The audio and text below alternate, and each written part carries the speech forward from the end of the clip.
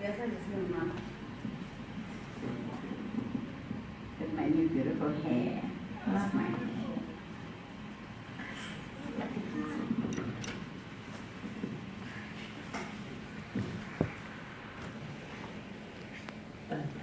If I want to like gossip.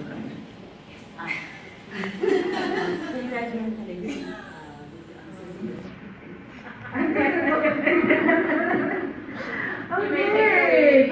I bring back your book and the pen. There are things. And ladies and gentlemen, welcome this morning. So obviously I'm always interviewed. I never get a chance to properly interview, but you know I will represent you. I will ask all of the questions. But first, before I start, I want to let everybody know on how I know Busi. This is very important. I think the first time I saw Busi, she had won an award for a health and safety thing, and then she posted on her wall, and then somebody tagged me and said, "You have to know this woman." I mean, she was talking about safety, right? and they're like, "You've got to know this woman." And then obviously I always listen to my circle, they know everything. So I followed her on Facebook, I think I inboxed even. And then when I moved to Pretoria, the first person that I called through and had a meeting was this. This is amazing. So you meet someone to talk about their health and safety company, right? And then when they talk to you, realize this is my tribe, right? So it's the most fascinating thing. So that's how I met Busi. And I think it was almost a year ago. I had an invite to attend a leadership conference in Johannesburg, and then I said, who can I take with? And the name that came up was Busi. And then at that day, we decided that one day we're going to book the ICC in Durban. This is literally, we had a conversation about how we are going to book the ICC in Durban and how we are going to have leadership talks, because that's what we're not having in our country. We've had now the political struggle that happened, and we have political icons, one of them Mama Winnie. But what I really loved about Ubusi is just the driving of the personal revolution, literally. It's now, the struggle for financial freedom is not going to be on the streets. It's not going to be with petrol bombs or tear gas. Like, they're not going to tear gas you so that you don't struggle. They are just going to place a lot of advertisement in front of you that's going to distract you from the things that you want to achieve. So I'm so happy today. I love this woman so much that she's the only person I was willing to share my very first book with. She's got a whole chapter. Give her a round of applause. Wow. She's got a whole chapter that she wrote for my very, you know, when you're doing something for the first time, I mean, ego says, it's my thing, you know. This is my first baby. I want people to like see me, okay. But when you can suspend ego because you think someone's message is that important, it says something about the person that you're meeting with. So I'm very excited to be here today, and I'm very excited to be interviewing Busi. We're going to be talking about something that's called letting go. Okay, it's a very interesting subject, right? Because whenever we talk about it, obviously never in church, we talk about letting go of husbands, letting go of friends.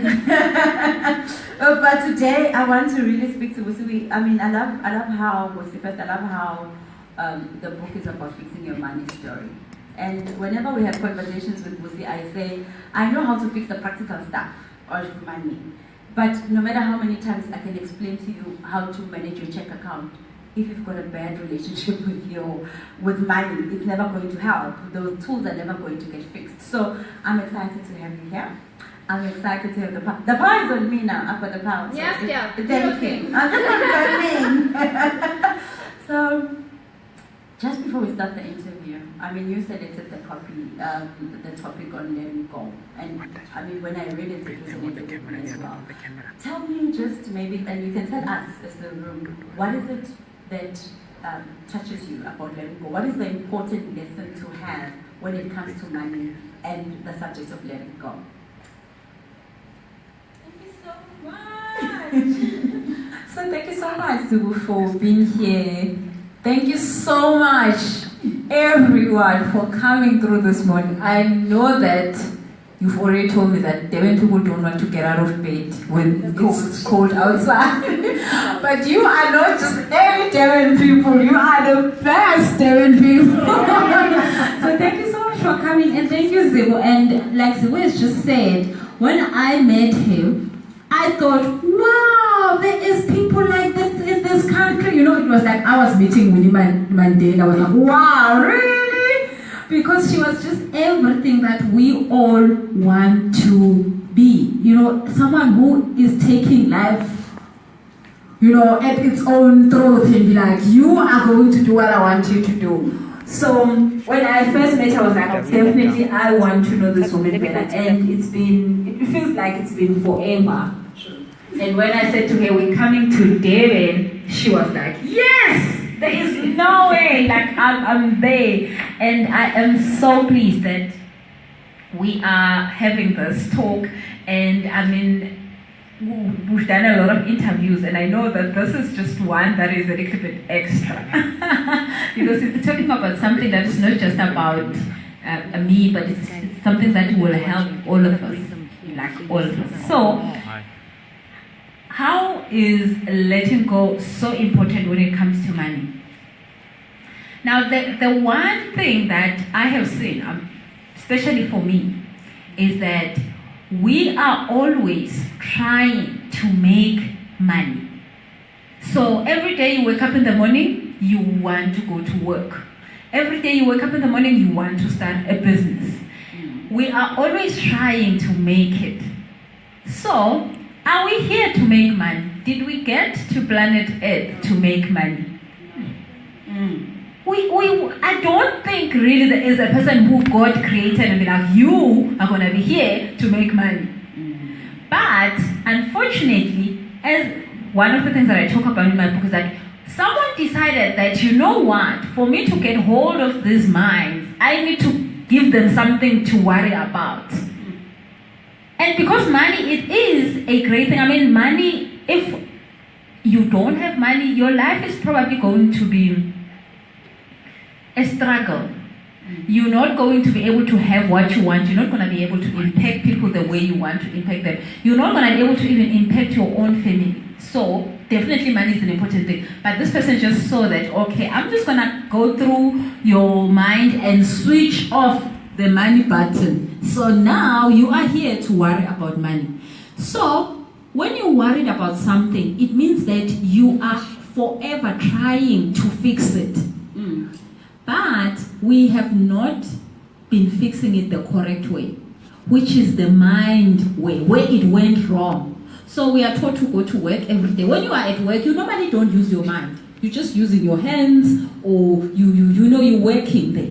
And that is how we've been taught you're going to get money. And it's not true. You're not going to get money through working.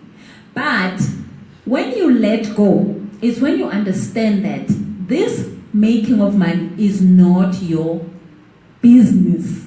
It's none of your business. You're supposed to be here allowing yourself to be who you were supposed to be here. Well, why are you here? And let go of trying to make money. Okay.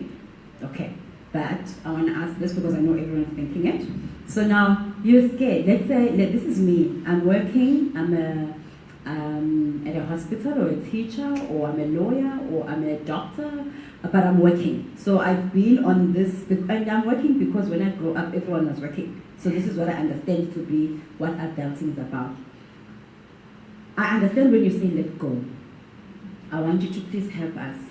Now, this is Zibo. She is working every day.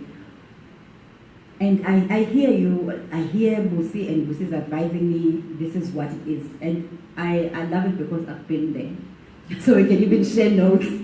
But when a person has to let go, what do you say that they must do with the fear? So what is it? I know you do a lot of classes as well, like how to let go of the fear, because there are things that you can know in your heart and your head. Now I'm not convincing you in your heart, and I'm not convincing you in your head. You've heard it, you know that it works, you've heard enough people, but it's just when it comes to you, maybe it seems a bit of there's fear. How does a person recognize that fear? And how would you advise a person to, how do they stop? Because you can't be going 120 kilometers that way and then go 120. How do the steps maybe for them to? So the I love this question because it talks about the fear. So we've been taught that making money is through what we do, but we've not been taught that making money is through what we think. So the whole speed 120 is on the what we do. So the only thing is that we actually don't want to change direction. We want to continue this 120, but just change lanes. You know, when you're driving in the wrong lane and there's a truck in front of you and you just want to just like go to the other lane, which is the thinking. And we want to go into this thinking lane.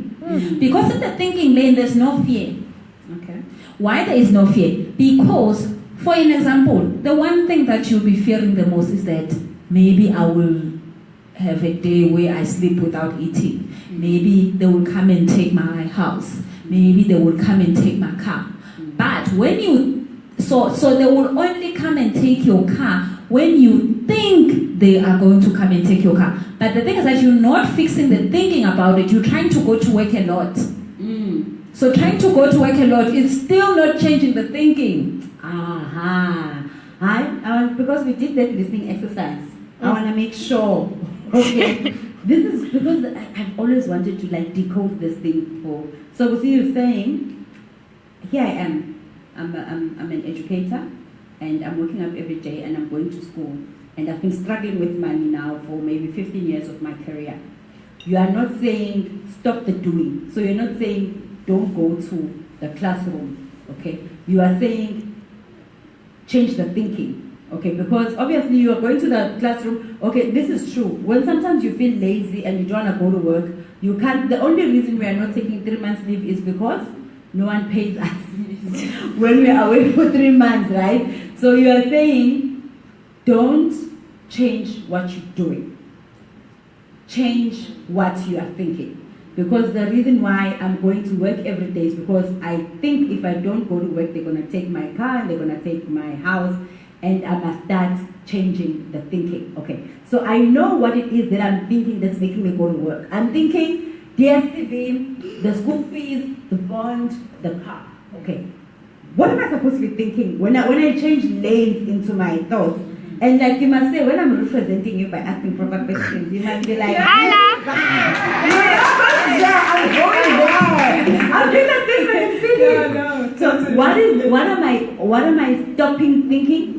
What am I starting thinking? Amen. What's my thoughts? So you're gonna let go of trying to do, and then now get onto the lane of thinking. Okay. So I've said this so many times. A lot of people have heard this, and I know that it's so hard. Even for me, it took so long to understand. The difference between 10 rand and 1 million rand is what? There's none, right? But you having 10 rand or 1 million rand, there's a big difference between that. What is the difference? It's what? Spending. Okay, having it before you even get to spending it, just having it, just it getting to you. What would that be? The weight. The 10 rand weighs less than the million rand. The 10 rand weighs you. Okay, so the 10 rand. What? The confidence, he's been on my like, you see, so fundialized. So, it's the happiness. You're gonna be more happy with 1 million than 10 rand, right? It's the happiness levels. So, the difference between having 10 rand and having a million rand is only what you think about the amount. Yo. So you're thinking 10 rand, oh, that's easy. I can get a job that can pay me 10 rand. I can get someone to give me 10 rand. I can start a business and make 10 rand. I'm okay with 10 rand. Like in this room, who has a 10 rand problem? We all don't have a 10 rand problem, but who has a 1 million rand problem? So you see, there is no difference between 10 rand and 1. But the fact that now 1 million rand is up, ooh, that I need like a whole 10 years to do that. Other people like me also think that I need money to make that 1 million rand. You know, there should be something before I get to the million rand. Okay, Yes. this is very important. So Who needs money to make 10 rand? No one needs money to make 10 Yes, rand. it's making a very important thing. Yeah. It's what do you think you need money to make 10 rand? No. Do you think you need money to make a million rand? Okay, so that's the lane she's telling me to change. Continue. So you're thinking, no, maybe I need to, if this 1 million rand might probably come if I'm a CEO, but then I need also experience. I need education. I need doctorates. I need this and this. So you are having so many reasons why you cannot have a million rand. Yeah. That is the only difference. The day you don't have one reason why you can't make a million rand a month, you will have it. Eh, Batu. Because right now you have 10 rands because there is no reason in your mind that stops you from having 10 rands. You see the thing. You can even walk down the street and ask for 10 rand. But you're not writing letters or walking down the street and asking for a million. Definitely You think it's not. too much. There is a lady who came to me and said, "Pussy, you know that exercise of 10 rand and 1 million rand, I'm shocked because I have been given an opportunity by a USA company. She's a medical doctor. She's starting, she already has a spa for wellness and all those things, but now she needed to start, I think, about 4 more branches. So there's an investor asking her, say, how much do you want? She said, I couldn't ask. Me asking for 34 million. This person, what is he going to think about me? I'm like, okay. So this is now, you have a problem of asking, because what are they going to think? But that's the thing, you're thinking that. So she wanted to ask as little, like she said, only 300,000 would help me open the next door. But that is what she had no doubt asking for. Only 300,000. While this person is actually offering 34 million. You know, I think we say it's time that people find out what's their problem. You establish that nobody's got a 10 rand problem. So we all think we can make a 10 rand. Okay? Does anyone have a 100 rand problem? Okay, so if I gave you a month and I said make 100 rand, ask for it, get it. You won't die. If I said anyone who can't get 100 rand in 30 days is going to die, do you think you would die? You know enough people, ne? Okay, so who's got 1,000 rand, a 1,000 rand problem? If you're going to get 30 days, and in 30 days you're supposed to get 1,000 rand, and you know enough people to be able to generate 1,000, does anyone have 1,000 rand problem? Because I mean, we've got the coach here, she can help you. Unless you check. Okay, so the challenge starts at what? 10,000. Okay, so if we said 10,000 rand, you need to get 10,000 rand in the end of 30 days. That's where you think you might have a problem. We should study at 100,000. Eh? Before we get to 100,000. 4,000. This is the scenario. It's 30 days. We are going to give you 30 days here at the money stage, and we're going to say, go away, because Musi is helping you understand where it is your lane. I need you to know which lane you are in. So no one is at the 10 rand lane. No one is at the 100 rand lane. We can most likely make 1,000 rand in some way. I mean, we'll sell a shoe and sell sweets. We can think of things that we can do. Okay, so we don't have enough reasons why. And please, there's something that's very important. The person who's got the reasons why you can't have a million is not your hater. It's you. Yeah, it's you. You're the one. Yes. You're the one that knows why you can't have a million, Yes. right? Okay, great. So we all think we can make 10,000. Because I need you to fix Devin for me. We had such a small class, you can fix everyone. Yes, Okay. we're going to do that. Yeah, we're going to do that today. So we realize that we all start at 10,000. Yeah. Okay. 5 maybe. 5,000 in 30 days. We think that's a challenge. Okay. So Musi is telling you, it's you. What are the reasons that came into your head now that says you can't make 5,000 from nothing in 30 days? I think maybe if you guys got pens, you must just write it down. So when you're having those consults with Musi, you can say, this is the excuse that I have for not being able to make an extra 5,000 rand every month. Because one excuse. Hello? Yeah. One excuse that I've met the most is someone who says, you know what, I don't know how to. Like, I don't know what is happening to my mic. The battery. Okay, it's battery. So, a person who says, I don't know how to make the money. So, a person who says, I don't know, they totally have closed every door. So, once they say, I have no idea, you can't force that person, can you? Because they tell themselves that they have no idea. Yeah, you can't, you know someone who... Thank you, Kathy.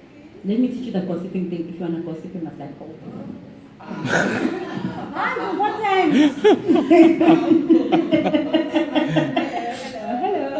Hello, yes. So, when a person says, I don't know how to do it, you know when a person says, oh, it might take you, I don't have enough time. So you say to them, I give you 10 years. Make 5,000. Yeah, so you have 10 years. Or someone who says, I think I need a doctorate. You know, you can give them another 20 years to make a doctorate. But when someone says, I don't know how to, they have given themselves all the reason. The biggest reason is that I don't know how. So, when you have the I don't know how, so that normally happens when you get to go maybe 100,000. You're thinking, 100,000, how can I make 100,000? And then the lights switch off. And that is the most dangerous thing, because when you are at the light switching off, it means that you are totally saying to yourself, it's not existent. Remember when you were about 10 years or 15 years, or when you started your first job, having a car, the lights were switching off. When someone say, can you have a car? You'll be like, me? Car? You know, because there was no way you would think you can do that. So now, when you feel that this money is asked of if you can make it, and you get the I can't make it, then just know that at that moment you definitely need help. You are shutting yourself Because there is no way that you will make it. But when you get to level 2 is when you ask yourself, can I make the 5,000? But then you actually have reasons now, the ones who was talking about. So you would say, I don't have enough time, 30 days is too short, it will give me more, I don't have enough education, I still need to go and study, I don't know how to sell. Yes, I don't know how to sell, you know, I can do this thing, but as long as I'm not selling, I'll be okay. So so now you have maybe like 20, 40 reasons why. So when you have the reason, just know that at least you are at level 2 of getting there, because you actually have reasons. You are not like the one that the light switching off. So that is stage 2. Then stage 3 is when, like Zibo was saying, write these reasons down. But stage 3 is when you can now question the reasons. So the reason says, I don't know, I need education. Or let me just give you this one. I need qualifications. So there's a CEO position at ESCOM. I want this position at ESCOM, but they say you want someone who's been working for 30 years and when they are 25. You're like, I missed it by 5 years. I'm 25. They want someone who's 30 years experience. Where am I gonna get? But the thing is that now you know that you can be a CEO. You understand that you can be a CEO. But then when you question this, I need experience, how will you question it? You will question it in this way. Number 1, let me just tell you, every time they advertise a post and they put all those requirements are not there for you to worry about. Those requirements are just to say that at ESCOM they don't want 50 million people submitting CVs. So when people look at the requirements, they already take themselves out. They're not talking to me, so they are not talking to me. So people already take themselves off the race by looking at the requirements. So the requirements are just for them to not have people take themselves off the list. Yes. So then 20 people will apply for the position, and then that's it. But then now when you get to step 3, you actually question why you're thinking that. So if you understand that me being a CEO at ESCOM will change the country, you will go there and you will let them know, not just by your mouth, but by the vibration. Hence is the stuff that I'm saying in the book and in the 30 days program. When your vibration is correct, they will say, you know what, actually we don't care about the 30 years experience. We actually don't care about this. This is the person. Just the job tomorrow. Okay, this is very important because we are about to wrap up. Program director has been telling me about the time. Busi, they said something that's very important. You said it's not what the room is doing, it's what the room is thinking, okay? And you did that difference between 10 rand and R1,000,000 is what you think about the two. The one you think you can get it, the other one you think you cannot get it. I really loved how you explained the changing of the lanes. When you say to a person, let's change the lanes. Is there a practice? Is there something, because it's also you're changing it in the mind. Is there something that someone can do so that they can see? Because sometimes I can be at this event and I can say, okay, change the lanes, please. You can do 1 million. And then obviously I'm going to go home. Yes. What can I do to consistently, there was a moment here when you realized that you are blocking your own 1 million, right? Right. What can the room do so that they can continue going back onto the lane that they were at in that moment when you explained that? What's the practice maybe that they can do? So there's a whole lot of practices, and I'm happy because a lot of people in this room are already practicing. They are already, I see them. And I know that everyone who has started to practice, they see the difference. But most of the time when people see the difference, they get scared. They're like, oh, listen, this thing is Dagonia, yeah, this thing is witchcraft, this thing is working too hard. Let me stop. Oh my God, I might just get everything I want. Because you're also not ready for getting this stuff. But what I will say is this. Your mind is your biggest investment. You need to invest in your mind. And I'm not talking about investing money. I'm talking about investing time. So, like you say, what can a person do to change the day? The only thing that a person can do, like you just said, we're not going to find this freedom that we are currently looking for on the streets. You need to get to your bedroom, sit down with yourself, and start the process of changing your mind. So, there are so many tools of changing the way that you feel about the 1 million rand, because it starts there. This is how I feel about it. I feel like I don't have it. I feel like I will never have it. I feel like I can't make it happen. I feel like a job is the only thing that can ever give me money. 1 million rand is the only way. And that's just what's going to happen. You will suffer for 30 years, and don't complain to people that you're suffering, because that's what you said you want to do. So, but you could just, if you can't suffer for 10 rand, you shouldn't be suffering for 1 million rand. So, that was definitely in this book, the mindset change. Okay. Do the exercise even when they feel like, oh, this is so hard, this is too much. Because it is the only way to change the mind. And it is not anything physical. It's only 10 minutes a day of mind work. So when you do the mind work, know that you're not doing it to make money. You are doing it to change yourself. Amen. Because once you are the changed person that can look at 1 million rand and think, okay, 1 million rand is okay. I remember the first time I made 1 million rand, I couldn't believe it. First, because it felt like it was, like a mistake, like it was just luck. Because it felt like I just, I was like, got into it. But how I felt after that changed everything. Because after that I feel like, oh, I'm the person who can make 1 million, and then the millionth way. And 1 million problem. But if you want to change that feeling, and you don't need the 1 million rand to change it. That's the thing that I want people to know now. You don't need to suffer like me and get to 1 million before you're like, yes! Oh, finally. And the exercises are going to help you to feel like 1 million rand before you have the 1 million rand, so that you can have the 1 million rand. Okay. Alright guys, okay. Alright, and I think my time was too short. But the one thing, it was too short. I always said we need a money stage and then we need like flipping hours. But the most important thing for me, Busi, is South Africans understand the struggle. We understand what it takes to change a mindset of a lot of people. And there's something that's very profound that you say about how a person needs to fight to change. All of us are living our lives inside our heads. It's just that all of us. So this is true. If you don't believe me, there are people that think I'm ugly. What are they Impossible! Impossible! But you will find them. Because people don't see things as they are, they see things as they are. Aish. Okay, that's the fact. So this million is not running away from anyone in this room.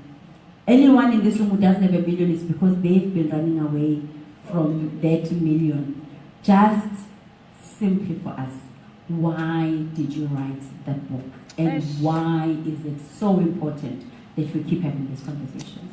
Yeah, I think it's so critical for us to continue having this conversation. And not having the conversation also in just like social media or at this venue or in this functions, but have them in our own corners, like with ourselves.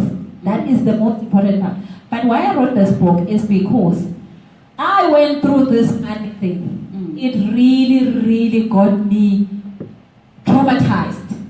I mean, everything that I was, when I was 7 years, I was told that money is going to take care of me. So if you were told that money is going to take care of you, if you don't have money, you have a problem. So, and me getting to be taken care of, because that is the only thing that I was left with in this planet, to take care of myself, and it was going to happen through money. So I worked so hard, so tireless to make money, and it was not nice. And it was hard. And there was a chance that I could have never ever made it.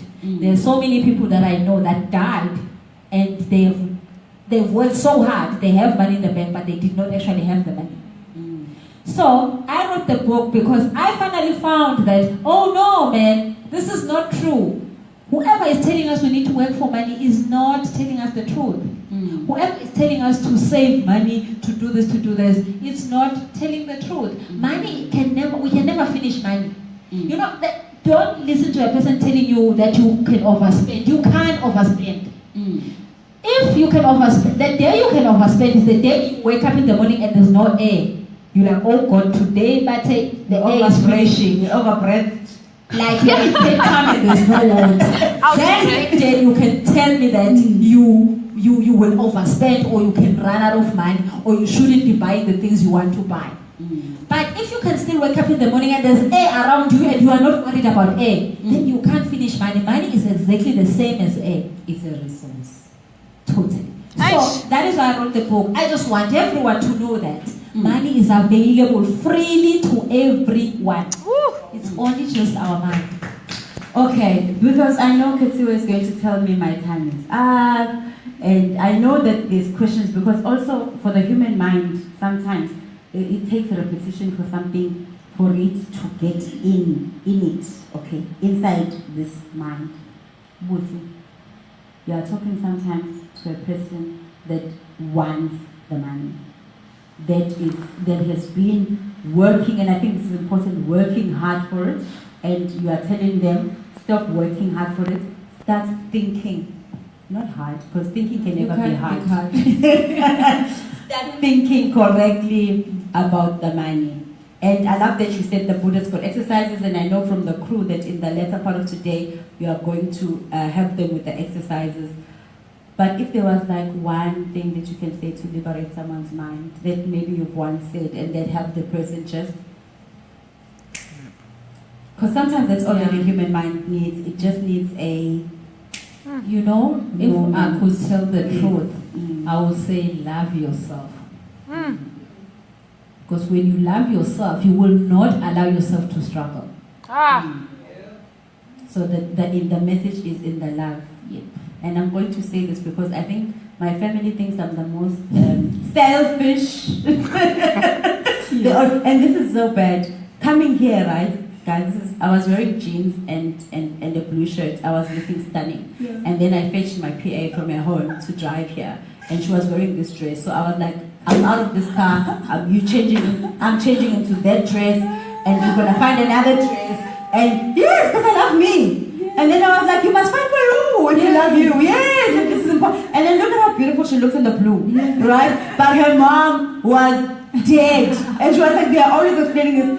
But when it comes to loving yourself, right, I think this is a very important message, is the best way that a person can love themselves you say, is go into their room and go into their minds and do what they think is best for them. Yes. And ladies and gentlemen, No. money and black people, please learn to be selfish. You know, because you think you don't have a million, because you think you are going to be selfish if you have a million. And Muslim are talk about that, about how people feel that if they have the money, then they are going to be It's gonna selfish. change. Then